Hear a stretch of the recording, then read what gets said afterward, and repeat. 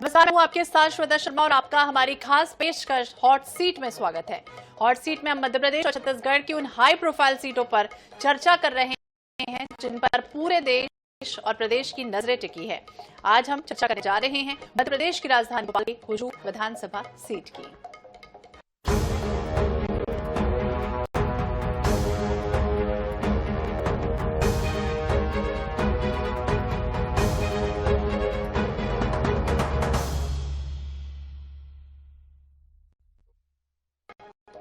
भोपाल जिले की हुजूर विधानसभा सीट प्रदेश की उन चुनिंदा सीटों में से एक है जो परिसीमन के बाद अस्तित्व में आई।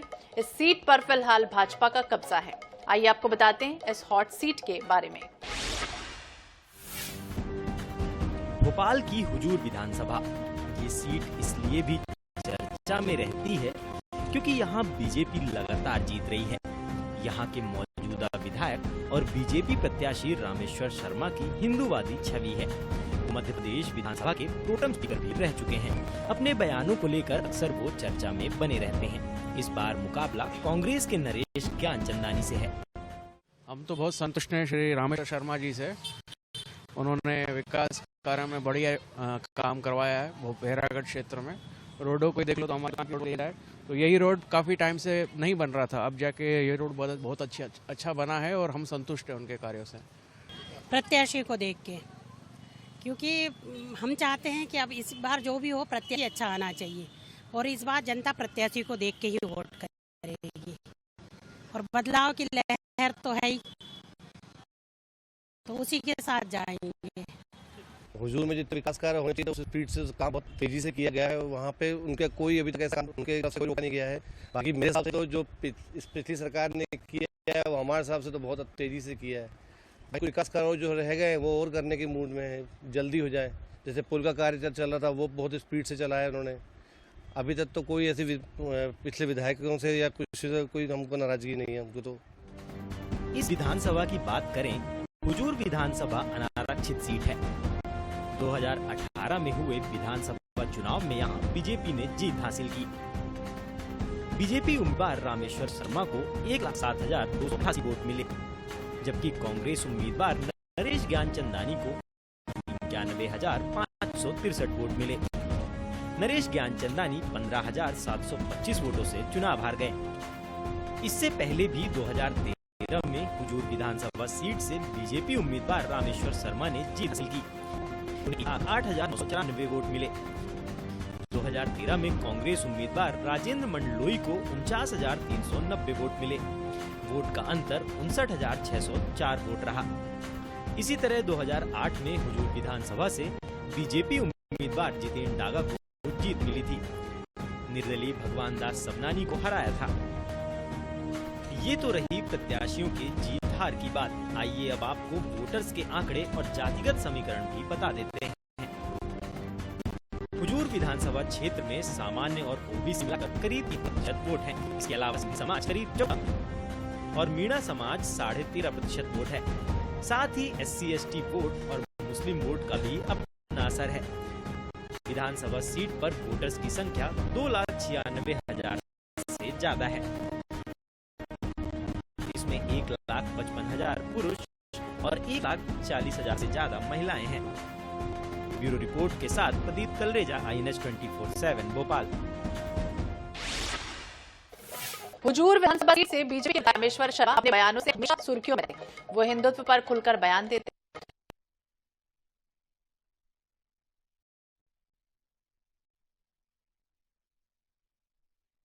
हुजूर विधानसभा सीट से टिकट की दावेदारी कर रहे हैं।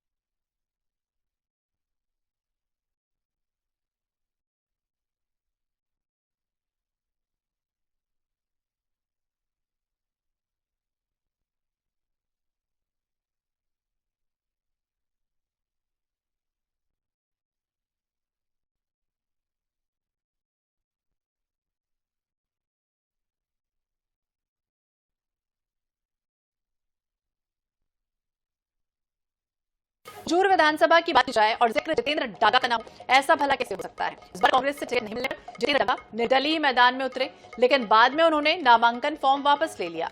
खास बात ये भी है कि बीजेपी के उम्मीदवार रामेश्वर शर्मा और कांग्रेस के उम्मीदवार नरेश ज्ञानचंदानी दोनों ही उन्हें मनाने पहुंचे थे। भोपाल के हुजूर विधानसभा क्षेत्र से कांग्रेस से टिकट न मिलने पर नाराज हुए पूर्व विधायक जितेंद्र डागा भी काफी असरदार माने जाते हैं। इसका अंदाजा इसी बात से लगाया जा सकता है कि वो अब निर्दलीय मैदान में उतरे तो बीजेपी उम्मीदवार रामेश्वर शर्मा और कांग्रेस उम्मीदवार नरेश ज्ञानचंदानी दोनों ही उन्हें मनाने में जुट गए। पहले मीडिया में भाजपा प्रत्याशी रामेश्वर शर्मा का वीडियो सामने आया। उन्होंने संत हृदयराम नगर स्थित डागा के निवास पर जाकर उनसे मुलाकात की। शर्मा और डागा के बीच बंद कमरे में चर्चा हुई। शर्मा ने डागा से कहा कि निर्दलीय चुनाव लड़ने के लिए जमा किया नामांकन पत्र वापस ले लीजिए। घर वापसी यानी फिर भाजपा में शामिल होकर समर्थन करने का आग्रह भी किया। जब यह बात कांग्रेस प्रत्याशी नरेश ज्ञानचंदानी को पता चली तो वो डांगा से मिलने चूना भट्टी कार्यालय में पहुंच गए। डांगा बैठे हुए थे। ज्ञानचंदानी ने उनके पैर छुए और नामांकन पत्र वापस लेने के लिए कहने लगे। डागा ने ज्ञानचंदानी को पैर छूने से रोका, लेकिन वो नहीं माने।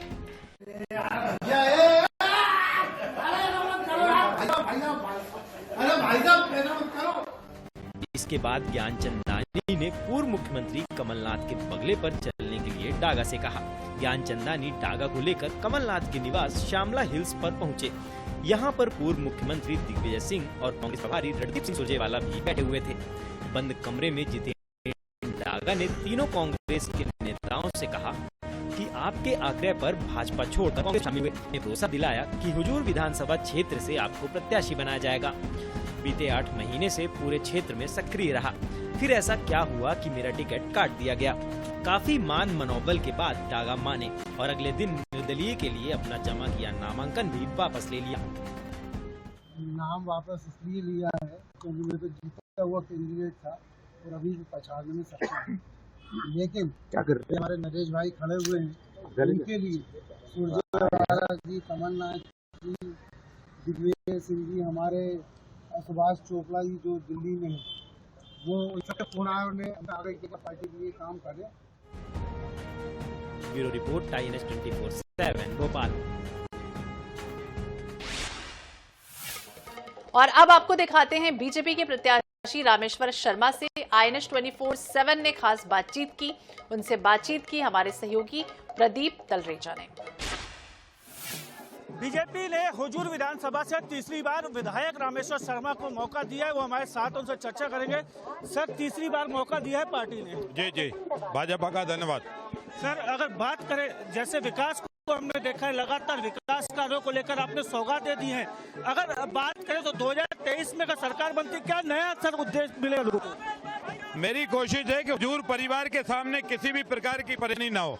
हर समस्या का समाधान करना, सड़क, बिजली, पानी, स्कूल, कॉलेज, अस्पताल, रोजगार, मकान, स्थायी पट्टे सब उनको देना। सर, सबसे बड़ी अगर बात करें तो देखिए कैचमेंट एक कहीं ना कहीं बड़ी समस्या जो है वो जरूर देखने में आई है। कैचमेंट को लेकर क्या कहेंगे? कैचमेंट के कारण तो मैंने मास्टर प्लान रोक दिया है ना। मास्टर प्लान नए सिरे से बनाया जाएगा, कैचमेंट खत्म किया जाएगा, किसी को परेशान होने की जरूरत नहीं है। एक आखिरी सवाल है, सबसे बड़ी समस्या अगर मानी जाए, चूंकि आप भी लंबे समय से इस बात को उठाते हैं, मर्जर और पट्टा, उसको लेकर भी आपने लगातार प्रयास किया। हमने मर्जर के पट्टे देना शुरू कर दिया, जुड़ीपतियों को स्थायी पट्टे देना शुरू कर दिया। जो जहाँ रह रहा है वहीं उसको पट्टा दिया जाएगा। कांग्रेस लगातार आरोप लगाती है कि साहब आपने विकास नहीं, भ्रष्टाचार हुआ। कांग्रेस जैसे मूर्ख दल नहीं देखा मैंने। उनने 70 साल में जो पाप किए हैं वो दूसरे को समझते हैं। हम सड़क, बिजली, पानी, स्कूल, कॉलेज, अस्पताल, बच्चों को खेल मैदान, रोजगार, इस पर बात कर रहे हैं और ये काम कर रहे हैं, और इसलिए ये तो परिणाम बताएंगे। तो ये परिणाम बताएंगे, ये हुजूर विधायक रामेश्वर शर्मा का कहना है कि जनता उन्हें तीसरी बार फिर से चुनेगी और उन्हें फिर से विधानसभा में भेजेगी। कैमरा पर्सन श्रीकांत झा के साथ प्रदीप तलरेजा, INS 24/7 भोपाल। INS 24/7 ने कांग्रेस के हुजूर प्रत्याशी नरेश ज्ञानचंदानी से खास बातचीत की। उनका ये दावा है कि बीजेपी ने विकास नहीं बल्कि विनाश किया। 6 लेन से जनता परेशान है। उनका ये भी कहना है कि अगर वो जीते तो जनता के हिसाब से योजना बनाएंगे। हुजूर विधानसभा सीट से कांग्रेस ने नरेश ज्ञानचंदानी को दूसरी बार मौका दिया है। कारण क्या है और क्या तमाम बातें हैं उसको उनसे लेकर चर्चा करेंगे। सर, पार्टी ने दोबारा भरोसा जताया है आपको? पार्टी एक्चुअल में जो हमारा जो टिकटें हुई हैं सब सर्वे के आधार पर हुई हैं। एआईसीसी का सर्वे अलग हुआ, मध्य प्रदेश कांग्रेस कमेटी अलग हुआ, कमलनाथ जी का अलग हुआ। जब बार बार और हमारा जो सीट हमारी जो मध्य प्रदेश विधानसभा के सर्वे जो हुए हैं लगातार 5 साल हुए हैं। अभी चुनाव के कारण नहीं, वैसे ही 5 साल। तो उस आधार पर रिपोर्ट निकाली गई, तो उस आधार पर ही उन्होंने तो उम्मीदवार तय किए हैं पूरे मध्य प्रदेश के। और दूसरी बात, मैं 5 साल में जनता के बीच रहा, उनके सुख दुख में रहा। मैं सवेरे निकलता था तो फिर ठिकाना नहीं आता था घर आने का। रात को 12 भी बज जाते थे, 2 भी बज जाते थे। मैं जनता की सेवा में लगा रहा। मैं टिकट की कभी सोची भी नहीं और न टिकट मैंने मांगने गया। अगर बात करें तो क्या चुनौतियां रहेंगी? चूँकि अगर पुराने विधायक के विकास कार्यों की देखें तो काफ़ी लंबी लिस्ट है, कई करोड़ों के विकास कार्य हैं। अगर आप विधायक बनते हो तो ऐसे कौन से काम है जो नहीं हुए और जो होने जरूरी थे? जो आप बता रहे हैं ना, विकास पैसे तो आए हैं, विकास नहीं विनाश जरूर किया है। वो विनाश ठीक करने में हमारा बहुत सारा समय पैसा बर्बाद होगा। आप चाहे 6 लेन का रोड देखो, जो भी सड़कें बनी है वो देखो, हर जगह भ्रष्टाचार फैला हुआ है। और जनता को कहीं सुविधा या सुख नहीं है, उल्टा दुख है और दर्द है, पीड़ा है। मैं जाता हूँ हर जगह जनता, और रोड बनती है तो 2 महीने में उखड़ जाती है। ये कैसा विकास है? कैसा विकास है? अभी जैसे ने अभी BRTS के ऊपर ही वो ला रहे थे एलिवेटेड ब्रिज, उससे वो दर्द बढ़ जाता। अब कोलार का 6 लेन है, उससे जनता कितनी पीड़ित है। आज बताइए 1.5 साल हो गया, धूल उड़ रही है, जहरीली सांस ले रहे हैं, कितने बीमार हो रहे हैं। आप अगर विधायक बनते तो क्या काम?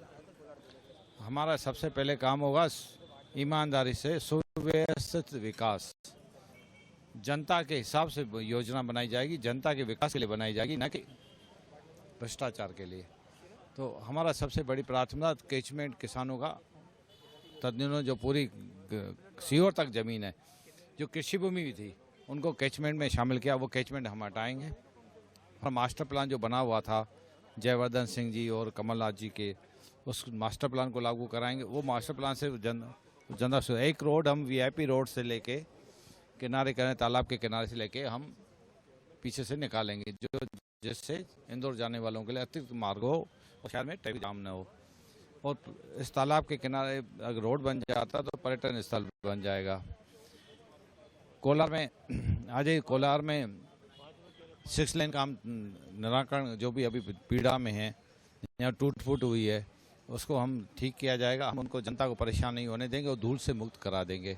सबसे बड़ी समस्या अगर बात की जाए हुजूर विधानसभा की तो वो मर्जर रही है।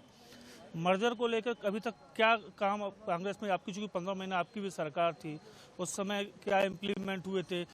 क्या लगता है कि जब 15 महीने के बाद जब आपके हाथ से सरकार चली गई तो क्या हुआ इम्प्लीमेंट? सर, हमारे जो सरकार बनी 2-3 महीने तो व्यवस्था जमाने में सर, फिर उसके बाद जैसे हमारी ये मर्जर की और पट्टों की समस्या थी, वो फाइल चली, तो इतने में पता पड़ा कि लोकसभा चुनाव आ गए। लोकसभा चुनाव अच्छा है, उसमें काम थोड़ा अच्छा, आपको पता है आचार संहिता काम रुक जाता है। और उसके बाद फिर प्रक्रिया शुरू हुई तो इतने में हमारी सरकार गिर गई, सरकार नहीं रही। अगर सरकार रहती तो आज निश्चित रूप से पट्टों की समस्या, वन की लीज की समस्या, आने की सरकार अगर आपकी बनती है तो तुरंत इसका निराकरण होगा। तुरंत 3 महीने के अंदर पूरे यहाँ संत राम नगर क्या पर हर जगह होगा। तो ये तो नरेश ज्ञानचंदानी, जिनका साफ तौर पर कहना है कि अगर मध्य प्रदेश में कांग्रेस की सरकार आती है, जो लंबे समय से लंबित पट्टे और मर्जर की जो समस्या है उसका निदान 3 माह में कर दिया जाएगा। कैमरा पर्सन श्रीकांत झा के साथ प्रदीप तले, INS 24/7 भोपाल।